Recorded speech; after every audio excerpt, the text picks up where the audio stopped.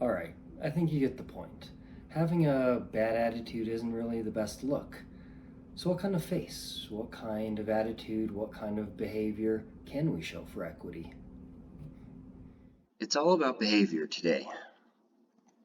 Previously, we really emphasized skills over talents, focused on those things we accept each of us can and will get better with time, practice, and learning.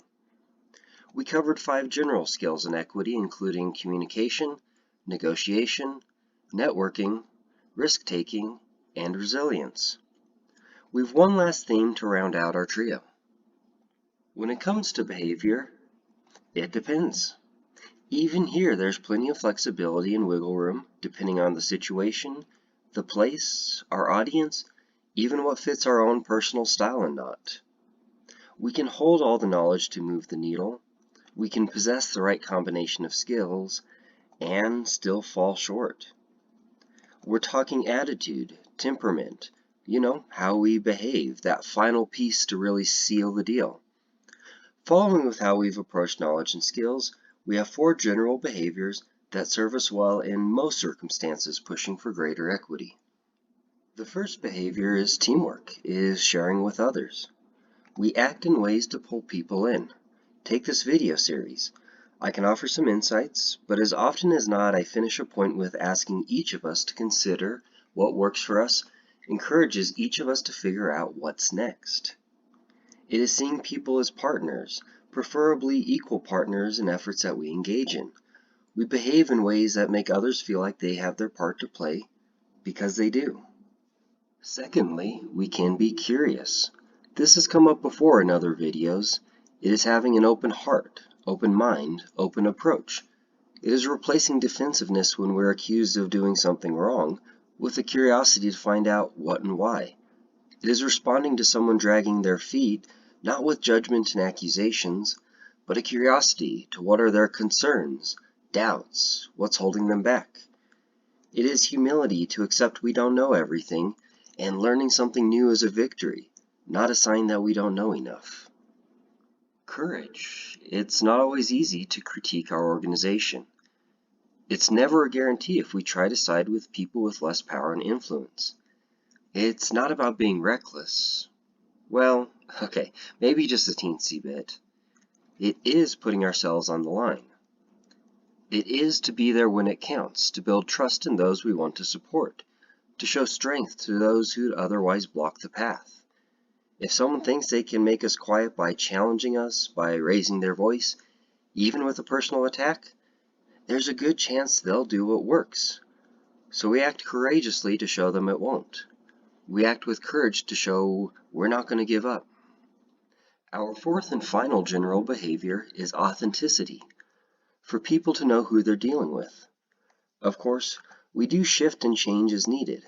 How we act in front of elected officials at a public hearing isn't likely to be the same how we act at a barbecue with friends and laughing our butts off at some inside joke. Being authentic is to stay rooted in who we are, knowing we each are complex, have different sides to us. If we feel we're compromising ourselves, if we feel we are acting in ways that are just trying to please people for the sake of it, then it's time to step back, reset, and come back with a better anchor to our words, our expressions, our actions. Things can get complicated. We may be frustrated with what someone said, and still respect them as a professional, and also be tired and wanting that extra cup of coffee, and be passionate over what we're discussing, all at the same time. Authenticity isn't about choosing which of these feelings are real, but accepting it all and showing which ones we feel are worth showing in the moment. A few examples to think about. Imagine an angry resident accusing our team of incompetence, or foul play, or of not caring. How about the questioning manager who just won't budge and keeps wanting to poke holes in an idea we know will work? How about the person who in the meeting tried to challenge our proposal and we pretty handily shut them down, and they're clearly feeling a little sore over it? What about someone who got the better of us, with someone we think overstepped personally or professionally? How can we be teamwork-oriented, curious, courageous, and authentic with all of them? Take your time with this. Feel free to pause the video or come back to it, as I think this is something that we can each answer with what works for us. For our optional exercise, if we choose, we can find something that unbalances us, that offends us. Read an article for a news site we don't like. Watch a video of some humor that we find more annoying than funny. Whatever it is that we think might bother us. Can we stay rooted in authenticity? Can we be courageous? So on and so forth when it's harder, when we're not feeling our best. One point I want to clearly make is at no time during this optional exercise or in this video have I asked us to be tactful or calm or even pleasant. At no point have I asked for anything that a protester making loud and fiery demands can't follow. One can follow these behaviors and still give tough, raw, real condemnation that doesn't hold back.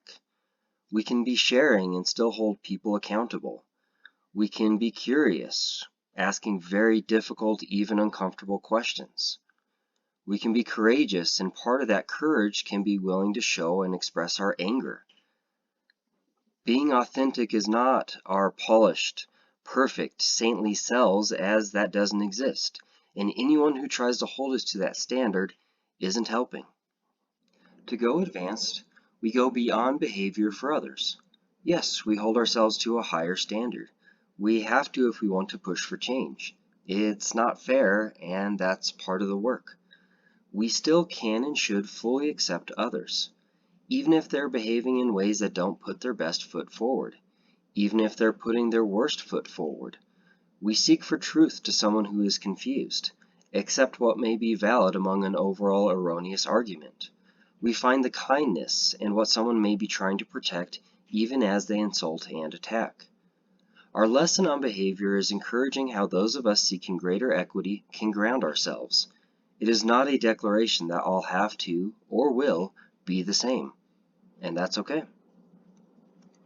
Up next, we shift back internally to emotions.